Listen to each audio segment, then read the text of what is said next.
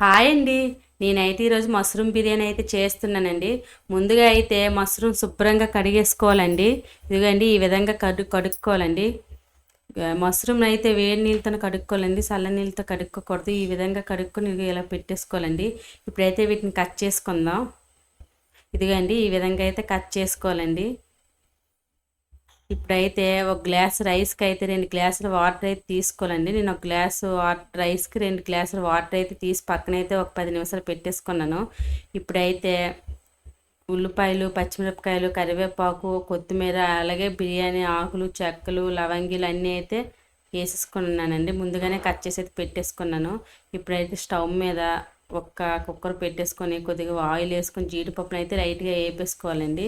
ఇదిగోండి ఈ విధంగా లైట్గా వేపితే చాలండి. ఇప్పుడు వీటిని అయితే తీసి పక్కన పెట్టేసుకున్నాను. ఇప్పుడైతే మసాలా అయితే వేసుకుందామండి. మసాలా సామాన్లు వేసుకొని కొద్దిగా లైట్గా అయితే వేపేసుకున్నాను. అలాగే ఇప్పుడు ఉల్లిపాయలు, పచ్చిమిరపకాయలు, కొద్దిగా కరివేపాకు వేసుకొని వాటిని కూడా కొద్దిగా వేపేసుకుందామండి. ఇదిగోండి ఈ విధంగా వేసుకొని వాటిని వేపుకోవాలి.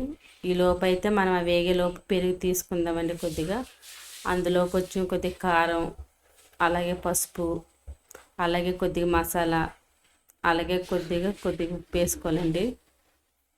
ఇదిగోండి ఈ విధంగా వేసుకొని ఇప్పుడైతే వీటిని కలిపేసుకుందాం. బాగా అయితే కలిపేసుకోవాలండి. ఇలాగ 2 మినిట్స్ అయితే కలిపేసుకోవాలి. ఇలాగ ఈ విధంగా కలిపేసుకొని వీటిని అయితే మనం పక్కన అయితే పెట్టేసుకుందాం.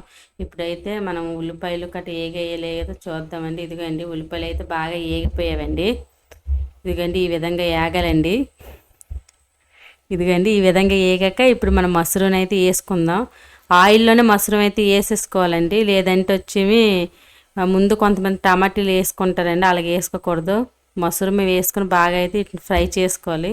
ఇదిగోండి నేనైతే పసుపు వేసానండి, అదైతే మీకు చూపించలేదు, మీరైతే వేసుకోండి. ఈ విధంగా ఆయిల్ అయితే మీదకి తేలిన తర్వాత టమాటీలు అయితే వేసుకోవాలండి. కొంతమంది అయితే టమాటీలు తాలింపులు వేసేస్తారు, ఆ విధంగా అయితే అసలు వేయకూడదండి. ఇదిగోండి టమాటీలు కూడా దగ్గర పడిపోయింది. ఇప్పుడైతే కొద్ది స్వీట్ కార్న్ ముక్కలు అయితే వేసుకుంటానండి. పిక్కలు అయితే మీ దగ్గర ఉంటే వేసుకోవచ్చు, లేకపోతే లేదండి. నా దగ్గర ఉన్నాయి, నేనైతే వేసేసుకున్నాను. ఇప్పుడు కొద్దిగా అల్లం వెల్లుల్లి పేస్ట్ అయితే వేసేసుకోవాలండి. అలాగే నేను ముందుగా వేగించి పెట్టుకున్న జీడిపప్పులు కూడా వేసేసుకున్నాను. అలాగే కొద్దిగా కరివేపాకు వేసి వీటిని, అలాగే కొద్ది మసాలా కూడా వేసేసుకొని వీటిని కలిపేసుకోవాలండి. ఇదిగోండి ఈ విధంగా అయితే కలిపేసుకోవాలి. ఇప్పుడు నేను వాటర్ కూడా ముందుగానే మరిగించి పెట్టేసుకుంటున్నానండి బిర్యానీలోకి. ఇప్పుడు ముందుగా పెట్టుకున్న పెరుగుని అయితే వేసేసి కలిపేసుకుందాం. ఇదిగోండి ఈ విధంగా అయితే వేసేసుకోవాలండి. ఈ విధంగా వేసేసి అయితే కలిపేసుకోవాలండి. ఈ పెరుగు చాలా దగ్గర ఆయిల్ మొత్తం తేలినంత వరకు ఈ విధంగా అయితే ఉంచేసుకోవాలండి. పెరుగు ఆగలేదనుకో కొద్దిగా తినేటప్పుడు అయితే బాగోదండి. బాగా ఆయిల్లో అయితే పెరుగు అయితే దగ్గరికి అయిపోయాలి. ఈ విధంగా అయితే ఇదిగోండి ఇప్పుడైతే మనం రైస్ ముందుగా నానబెట్టి ఉంచుకున్నాం కదా, ఆ రైస్ అయితే ఇప్పుడు ఇందులో వేసేసుకుందాం. రైస్ని అయితే ఎక్కువ కలపకూడదండి, ఒక్కసారి అలా తిప్పాలండి గరిటెతో, అంతేని. ఇదిగో ఈ విధంగా తిప్పితే చాలు.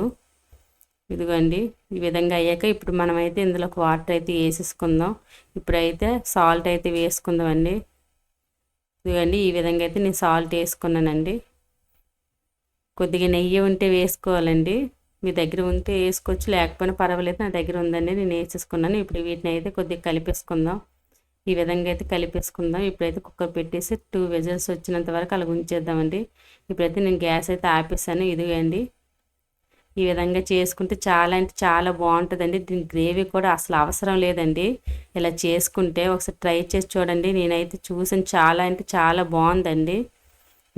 మీరు కూడా ఒకసారి ట్రై చేసి చూడండి. ఇదిగోండి మా బుడ్డోడికైతే తినిపించాను, బాగుంది అన్నాడు.